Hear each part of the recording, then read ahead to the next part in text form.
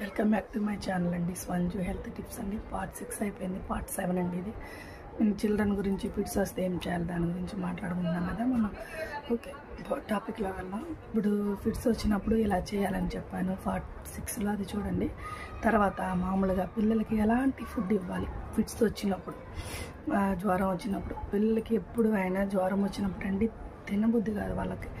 అంటే నోరంతా చేదుగా ఒక రకమైన ఫీలింగ్తో ఉంటారండి. అలాంటప్పుడు తిను తిను తిను తినని బలవంతం చేసి వాళ్ళని కొట్టి ఏదన్నా చేసి పెట్టద్దండి, వామిటింగ్ అయిపోద్ది. మీరు ఏం చేయాలంటే అలాగని వదిలేయాలా మేడం తినకపోతే అంటే అలా కాదు. పాలల్లో ఇడ్లీ తడిపివ్వడం కానీ, లేదంటే చక్కెర వేసి ఇడ్లీ పెట్టడం కానీ అలాంటివి చేయండి. చట్నీ, సాంబార్ అలాంటివి ఇవ్వద్దు, పిల్లలకి కష్టమైపోయింది తినడానికి. మళ్ళీ సింపుల్గా రసం అన్నం, పెరుగు అన్నం, మజ్జిగ అన్నం అలాంటివి కలిపి పెట్టండి. పిల్లలకి ఫ్రూట్స్ ఏమైనా ఉంటే పెట్టండి. బ్రెడ్ లాంటిది ఏమైనా ఉంటే పాలల్లో తడిపి పెట్టండి, టీలో కానీ ఇది పెట్టండి.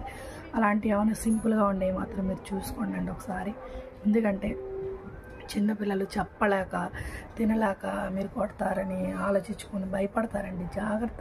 పిల్లలకి ఫుడ్ పెట్టే విషయంలో మీరు చూసుకోండి. జ్వరం వచ్చినప్పుడు కొంచెం ఆలోచించుకొని, నేను ఈ కూర చేశాను ఇదే తినండి, నేను ఈ అన్నమే వండాను ఇదే తినండి అని చెప్పొద్దండి. పిల్లలకి స్పెషల్గా జ్వరం వచ్చినప్పుడు కొంచెం సింపుల్గా డైజెషన్ అయ్యి మీరు కొంచెం చేసి వాళ్ళకి పెట్టండి. మన పిల్లల కోసం మనం కేర్ తీసుకోవడంలో తప్పు లేదండి. ఓకేనా? ఆలోచించుకొని దాన్ని ఫుడ్ విషయంలో పెట్టండి. ఓకేనా? పిల్లలకి జ్వరం వచ్చినప్పుడు ఎలా చేయాలి, ఏం చేయాలని చెప్పాను కదా. ఎలాంటి ఫుడ్ తీసుకోవడానికి కూడా చెప్పాను. తర్వాత పిల్లలకి మంచినీళ్ళు, ఎలాంటి నీళ్ళు తాపాలి ఏంటనేది నేను చెప్తానండి. ఎందుకంటే పిల్లలకి నీళ్ళు మామూలుగా మనం ఏ నీళ్ళైనా వాడండి. మీరు హాట్ వాటర్ అంటే వామ్ వాటర్, పిల్లలకి కాచి చల్లార్చిన నీళ్ళు మాత్రమే ఇవ్వాలండి. ఎందుకంటే ఇప్పుడున్న కాలంలో నీళ్ళు చాలా కల్తీ వచ్చాయండి, పొల్యూషన్ అవుతున్నాయి.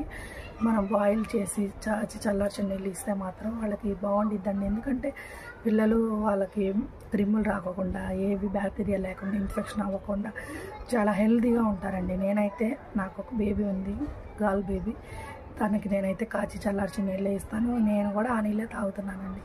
ఎందుకంటే ఒక్కసారి వేడి నీళ్ళు తాగడం అలవాటు చేసుకున్నారంటే మీకు చల్లనీళ్ళు తాగాలనేది కూడా మీకు అనిపించదండి అసలు. నేనైతే పాప కంపల్సరీ హాట్ వాటర్, వామ్ వాటరే ఇస్తానండి.